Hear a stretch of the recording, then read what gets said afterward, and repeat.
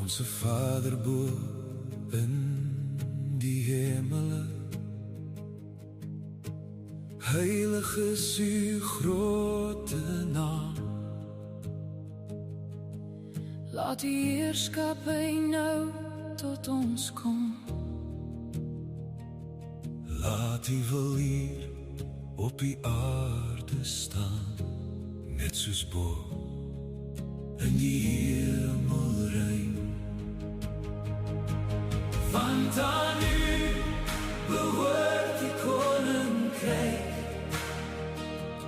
en die groot krag en die heerlikheid tot in ewigheid.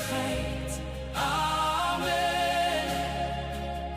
Tot in ewigheid. Amen. Goeiedag geliefde, op hierdie Dinsdag waar ons gesels uit die woord uit oor kragtige gebed. Gaan ons vandag aansluit by Johannes 11. Ek wil jou aanmoedig om die hele vers 33 tot 44 te lees. Dit is waar Lazarus gesterf het en Jesus, Lazarus se boesemvriend, baie hartseer was daaroor. Die volgende gebeur. Ek lees van vers 38 af. Jesus se moed het weer vol geskiet toe hy by die graf kom. Dit was 'n rotsgraf. En daar was 'n klip voor die ingang gerol. Jesus sê toe, rol die klip weg. Maar Martha, die suster van die oorledene, sê vir hom, Here, hy ruik al, want dit is al die 4de dag. Jesus sê toe vir haar, het ek nie vir jou gesê, as jy glo, sal jy die opstanding van die openbaring van die wonderlike baarlike mag van God sien nie?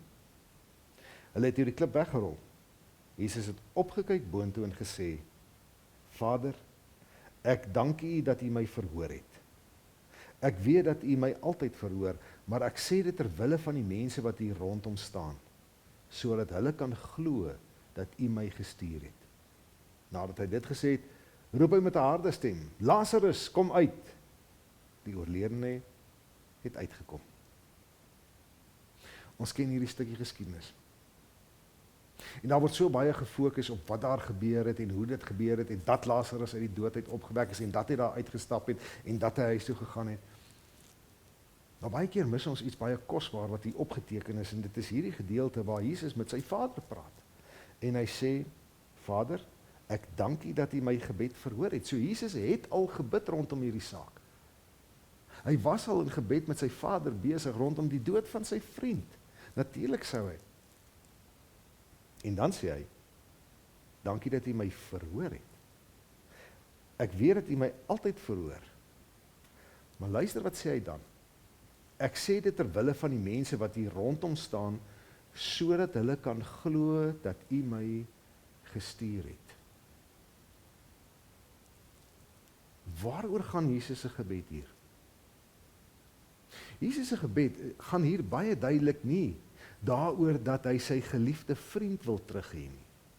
Dit gaan nie daaroor dat Lazarus sal terugkom om vir Martha hulle, vir sy susters, te sorg nie, of sodat hulle weer getroos kan wees nie. Dit gaan oor iets heeltemal ander en baie groter in hierdie wondergebeure wat hier opgeskryf staan. En Jesus sê dit vir ons baie duidelik wanneer hy met die Vader praat. Ja, dit gaan oor die lewe vir Lazarus, maar hy sê, sodat die wat hier rondom staan, kan glo dat u my gestuur het. Selfs hierdie kragtige gebeurtenis rondom dood en lewe, gaan op die uiteinde oor iets anders. Dit gaan daaroor dat mense na Jesus toe sal kom. En dit is die gebed wat Jesus gebid het. Ja, hy het gebid vir die lewe van sy vriend, van sy boesemvriend. Maar hy het baie meer gebid, sodat daar baie ander mense gered sal word, deurdat hulle in hom as die Christus kan glo, sodat hulle nie Lazarus se lewe sal hê nie, maar die ewige lewe sal hê. Want jy sien, Lazarus het maar weer gesterf.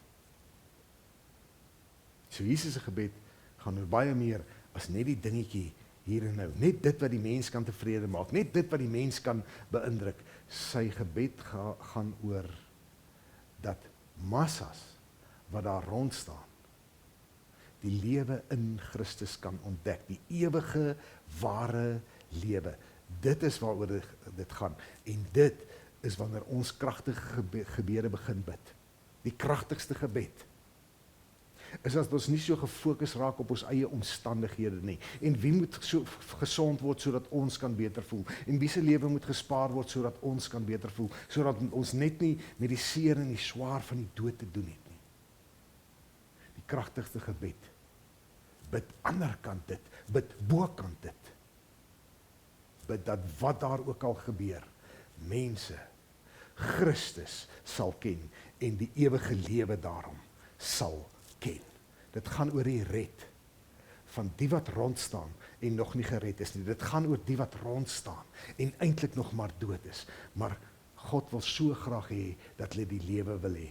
En dit, my boetie en my sussie, is kragtige gebed. Nie gefokus op ons gerief, of dat ons gespaar word, of dat ons emosioneel goed voel nie. Maar dat die dooie rondomstaners die werklike lewe kan ken. Mag dit 'n uitstaande kenmerk wees van jou en my gebedslewe, dat ons kragtig bid vir die wat rondom ons die lewe nodig het. Christus self. Shalom. Want aan u behoort die koninkryk en die groot krag en die heerlikheid tot in ewigheid. Amen. Tot in ewigheid. Amen.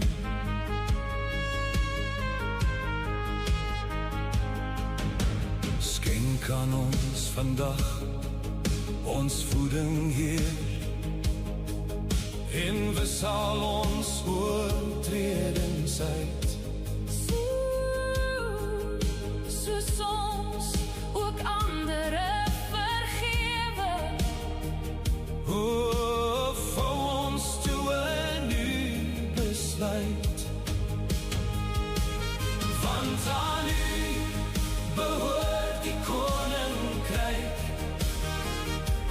en die groot krag en die heerlikheid tot in ewigheid.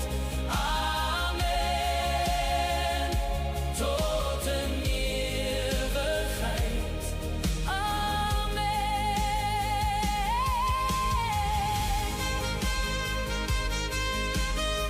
En bewaar ons van die sware versoekings.